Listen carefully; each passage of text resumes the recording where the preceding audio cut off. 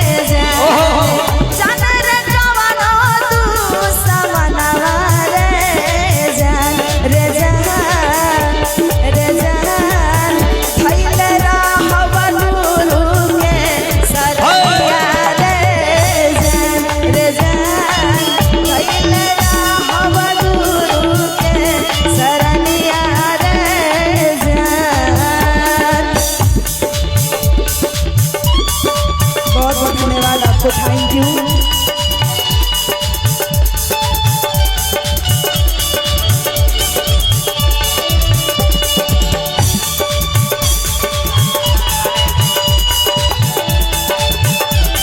बहुत बहुत धन्यवाद आपको दिल से, थैंक यू भैया।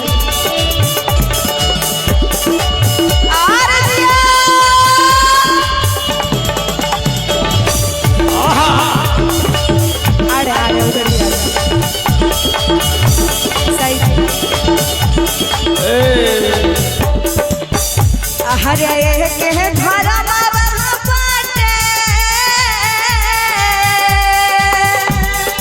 एक ही करम वाले जान। कृपया रास्ता दीजिएगा, आने का रास्ता दे दें। श्री राधे। हरे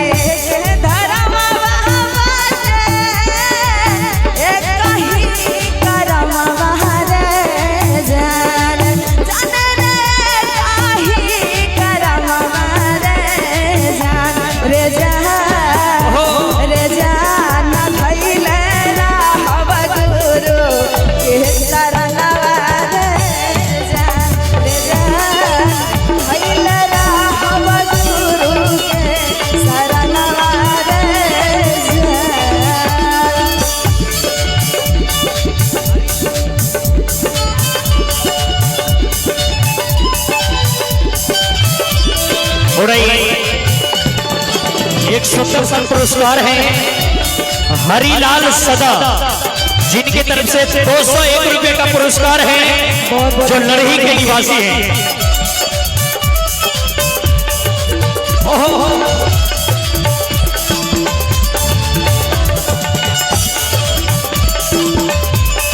ये दिलीप कुमार जी की तरफ से 500 रुपए का पुरस्कार है, बहुत बहुत धन्यवाद इनको, थैंक यू।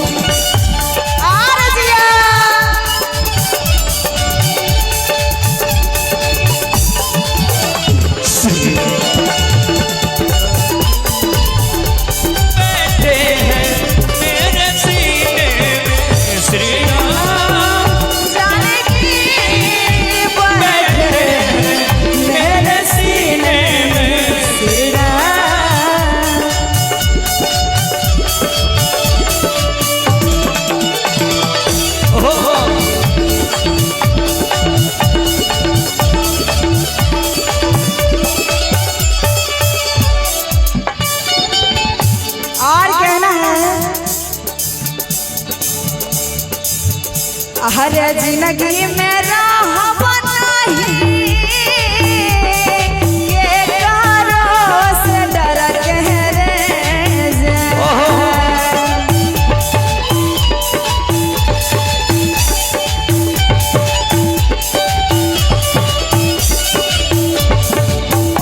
हर जिंदगी में राह नहीं के करो से डर के रे जान।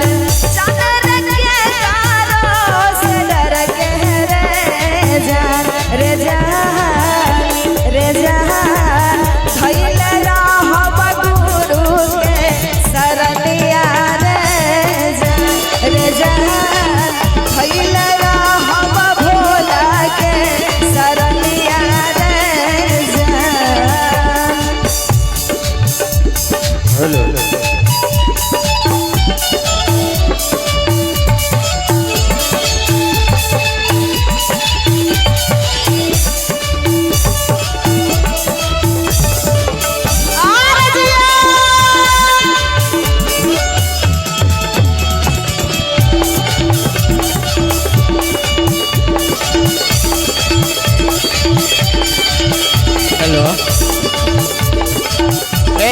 सबसे पहले आप लोगों को जी से आग्रह है कि आप बैठ जाइए शांति से। अरे आप लोग प्रोग्राम होने दीजिए किसी तरह का। आप लोगों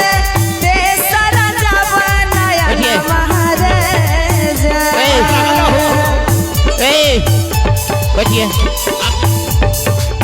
हेलो शिव गुरु के लिए ताली हो जाए, ताली ताली हमारे चाची लोग। हेलो खुल जाए शिव गुरु के तेसर जवानया नमः रे। शांति से बच्चे भैया, नहीं तो लाठी भी चलवा सकते, दिक्कत नहीं है। शांति से बचिए आप लोग।